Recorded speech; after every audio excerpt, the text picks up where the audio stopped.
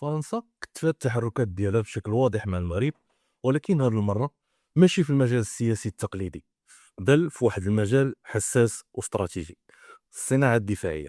حسب تقارير نشرتها أفريكا انتليجنس، وفد رفيع من المديرية العامة للتسليح الفرنسية المعروفة اختصارا ب دي جي ا، حل بالرباط وعقد اجتماعات مطولة مع مسؤولين من القوات المسلحة الملكية المغربية.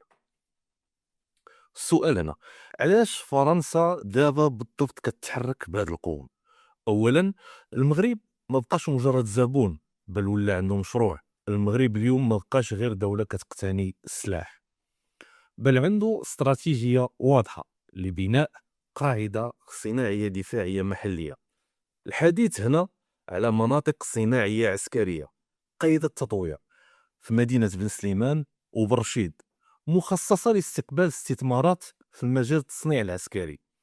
هذه الخطوة كتبين أن الرباط ما بغاش تبقى تابعة فقط للاستيراد، ولكن باغية تنقل التكنولوجيا، تبني كفاءات، وتخلق قيمة مضافة داخل البلاد مع اكتساب يد عاملة مغربية متمكنة في ميدان كان غير في القريب شبه منعدم.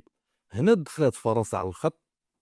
فرنسا جاية بعرض متكامل من بين الشركات اللي كتضغط بقوة. كاينة نافال جروب باغية تبيع غواصات البحرية الملكية المغربية. الحديث هنا أكيد على غواصة سكوربين، المعروفة بالقدرات ديالها على التخفي والأداء العالي. وكذلك كاينة شركة ثاليس بأنظمة رادار متطورة. وكذلك كاينة شركة أركيوس لتجميع المدرعات داخل المغرب. كاينة كذلك إيربوس عبر خدمات الصيانة لمروحيات كاراكال. الأهم هو أن فرنسا كتقترح آليات مالية وتقنية جديدة، ما يعرف بالأوفسيتس أو التعويضات الصناعية، بمعنى أي صفقة ديال السلاح كبيرة خاصة تكون مرتبطة باستثمار صناعي محلي ونقل المعرفة. هذه المقاربة كتنسجم مع الطموح المغربي اللي باغي يبني قاعدة صناعية وتكنولوجيا دفاعية. ولكن المنافسة قوية. فرنسا ماشي بوحدها اللي كاينة في الساحة. في المجال البحري أي الغواصات كاين منافس ألماني قوي: تيسن كروب مارين سيستمز. وكذلك كاينة الشركة الإسبانية نافانسيا. وفي المجال الجوي والفضائي شركات أمريكية وإسرائيلية عزات حضورها في السنوات الأخيرة، خصوصا في مجال الأقمار الصناعية وأنظمة الاستطلاع. المغرب أمام سوق مفتوح وكيلعب دور الحكم اللي غيختار العرض الأفضل استراتيجيا ماشي عاطفيا. قراءة استراتيجية بسيطة: علاش المغرب مهتم بالغواصات؟ خاصنا نفهموا السياق الجيوسياسي. المغرب كيبان انه باغي يعزز الامن ديالو البحري، خصوصا في غرب المتوسط، مضيق جبل طارق.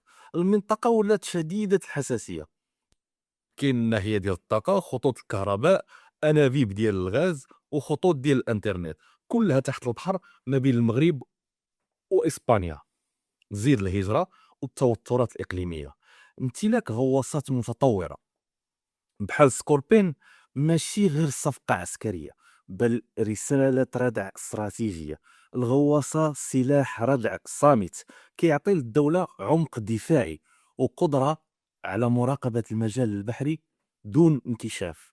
هذا التوجه كيدل على انتقال المغرب من عقيدة دفاعية تقليدية إلى رؤية أكثر تعقيد وتوازن. واش فرنسا كتسترجع النفوذ ديالها؟ العلاقات المغربيه الفرنسيه دازت فترات فتور في السنوات الاخيره، خصوصا مع اعاده تموقع المغرب دوليا وتوسيع الشراكات ديالو نحو واشنطن، نيودلهي، تل ابيب وانقره.